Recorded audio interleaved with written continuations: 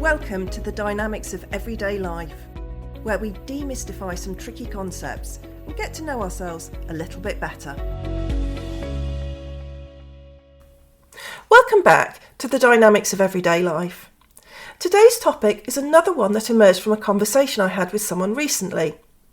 They were getting incredibly frustrated about seemingly always becoming overinvested in situations far too quickly for their liking.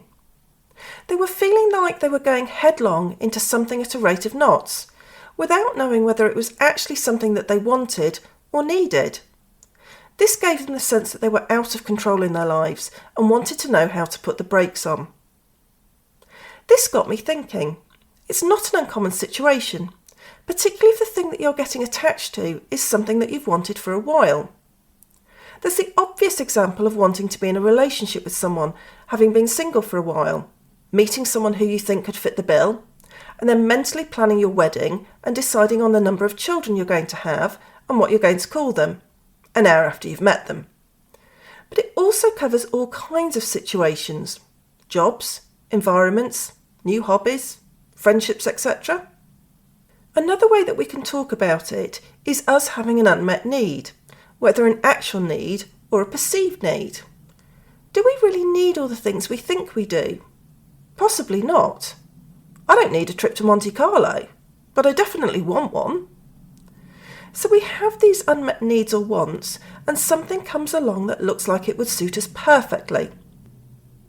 Our brains get flooded with dopamine, and in our mind's eye we can see our needs getting met, and boom, we've decided that this is where our future lies, whether it's actually the case or not. Is this a supportive way of being? Not desperately. If it doesn't work out, then we can come crashing down just as quickly, wondering what went wrong. And if it does, there's always the possibility that something that was built quickly doesn't have the greatest of foundations. So what can we do to invest in situations in a more measured way? First of all, let's have a think about how we get into these situations. We've already talked about the idea of us having unmet needs. These can be conscious or unconscious. With unconscious needs, this can start to be a bit tricky for us to work out what we do actually need, because the unconscious works incredibly hard at keeping our thoughts and desires that it doesn't think are socially acceptable out of our conscious minds. These thoughts and wishes get squished into the unconscious by repression. So it's time to get our defence mechanism bingo cards out again, because we can see some defensive behaviour creeping in. In the unconscious, they bubble around a bit and might get forced into our conscious minds, but in a seemingly unrelated manner, maybe by sublimation, displacement, or projection. What comes into our conscious minds and behaviours might not give us any clues to what our unmet needs are. We just know that there's something going on for us. If it's not in our conscious minds, we can't necessarily work on getting these needs met, but that doesn't mean that they don't exist. We just don't know that they're there. Yet. Sometimes we also consciously don't want to think about our needs for a variety of reasons. We might be ashamed of them. We might think there's no possible way to get our needs met, so why bother thinking about them? Or we might have grown up in an environment that has been dismissive or not really interested in the concept of us having needs to be met. Have a think about the image of parenting back in Victorian times and the idea that children should be seen and not heard. I doubt a lot of children in those days grew up with the idea that their needs were relevant and important. The key point here is that we all have needs that aren't being met for one reason or another. Whether we pay attention to them or not, they're going to be there. We also live in a world which is great at pointing out all the things to us that we don't have. There might be posts on social media talking about the concept of gratitude and how it can work wonders. And these are swiftly followed by advertising posts around how to get the perfect stomach, perfect house, or perfect relationship, suggesting that what you currently have isn't good enough, and therefore you should be wanting more. At times it can feel like we're in a constant state of lack, which is exhausting. It can also seem that everyone around you has everything they ever wished for, and you're the only one who doesn't. Social media is the culprit again here. I've lost count of the times I've seen people putting posts up claiming that things are wonderful for them, and I'm thinking, hang on, I know that's not true. And as I say to my children, the mute button is a wonderful thing. So here we are, walking around in what can seem like a constant state of lack, and then bowls in what looks like the answer to our prayers, the perfect job, friend, romance, or opportunity. It's no wonder that we grab it with open arms and think this is, to quote Marilyn Monroe, speaking about this very subject in Some Like It Hot, the biggest thing since the Graf Zeppelin.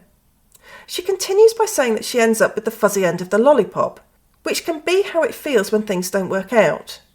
She also says in this monologue that she's not very bright, I guess. But having looked at why we do this, I think she's being a bit unkind on herself. Another reason why we might end up getting invested too quickly is when we experience love bombing, something closely associated with narcissism.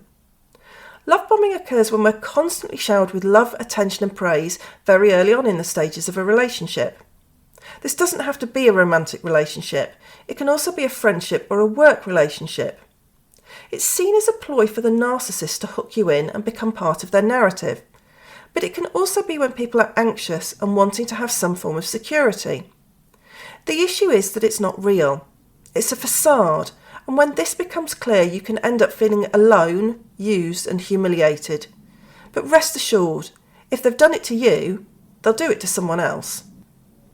Let's say we're in the dynamic of getting drawn in too quickly. There might be a little nagging voice at the back of our minds saying that we're going too fast by getting drawn in so fast, but we can silence this with a bit of denial.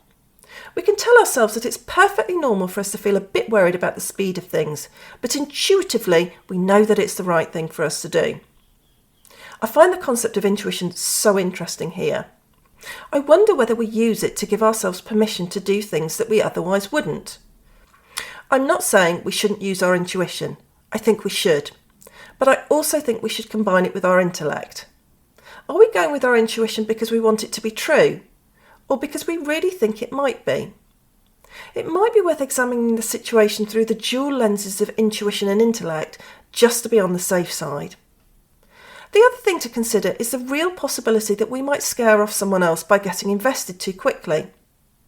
We might be throwing away the potential of something working well for us by moving too fast and running before we can walk. Think about how you might feel in these situations. If someone tells you that they think you're fabulous within half an hour of meeting you, that might feel great, but it also might raise some alarm bells, as how can someone really know you in 30 minutes? It can feel uncomfortable and inauthentic. It makes me think of my first coach training 10 years ago, when the trainer was saying to us after 4 days of training that we were incredible coaches. It just didn't ring true. She hadn't seen me coach, so she didn't know. It felt extremely insincere, and then I didn't feel as if I could trust her. So if we flip this and we're getting involved in something too quickly, it can make other people feel as if we're untrustworthy and they back off, not seeing us for the people that we really are. My invitation to you this week is to have a think about what might be going on for you if you find yourself getting drawn in too quickly. If you find yourself at the top of the helter-skelter and wanting to put the brakes on, this is absolutely fine. Consider what needs might be looking to be met if you're wanting to invest in a situation quickly. Give yourself some grace here. There's every possibility that this might bring up some needs that you had no idea need to be met. This is their way of making their presence felt. It's important to remember that we have feelings and emotions for a reason. There's always some information behind these. And we can really support ourselves on our development if we look at what this information might be, instead of berating ourselves for doing something that we perceive to be wrong. Looking at ourselves at this level can be challenging and unnerving as we develop our awareness, so I'd always encourage that you do this at your own speed. If you feel you need some extra help around this, then I've put together a PDF resource sheet and you can find the link for this in the show notes. Thanks for listening to this episode of The Dynamics of Everyday Life. Please hit the follow button for future episodes and subscribe wherever you get your podcasts.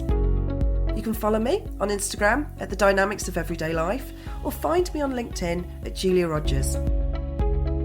I'd love to hear from you and hear your thoughts on dynamics. The Dynamics of Everyday Life is brought to you by Coaching 42 and the fabulous team at the Podcast Boutique.